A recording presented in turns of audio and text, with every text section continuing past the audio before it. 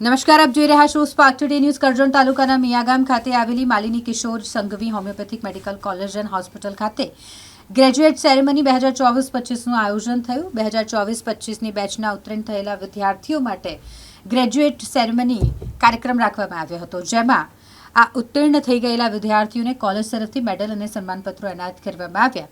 આવેલ મહાનુભાવો દ્વારા ભવિષ્યના ડોક્ટરોને માર્ગદર્શન આપવામાં આવ્યું.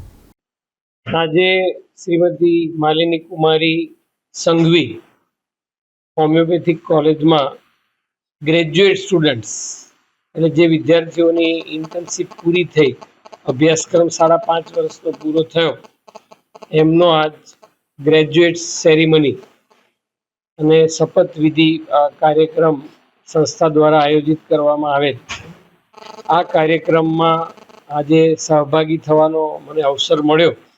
સાથે સાથે આ કોલેજ કે જેને નેશનલ હોમિયોપેથિક કાઉન્સિલનું એક્રેડિએશન છે, એવી ગુજરાતની એકમાત્ર કોલેજ, અહીંની 2 કોલેજોમાં આપણી ફર્સ્ટ કોલેજ છે કે જેને એક્રેડિએશન મળ્યું છે. એ સિવાય પીએચડીનો પ્રોગ્રામ અહીંયા ઓફર કરવામાં આવે છે આ કોલેજ દ્વારા, અને આ રીતે સંશોધન કાર્યને વેગ આપવામાં આવ્યો છે આ પર્ટિક્યુલર હોમિયોપેથિક ફિલ્ડમાં. અને આજે એમના જે ગુરુજી સાહેબનું નામ જરા અમારે રોહિત સાહેબ, હા, ધવલે સાહેબના જે સંસ્કારો એમના દ્વારા જે સિંચન થયા, એનો પણ આજે 98મો જન્મદિવસ હતો.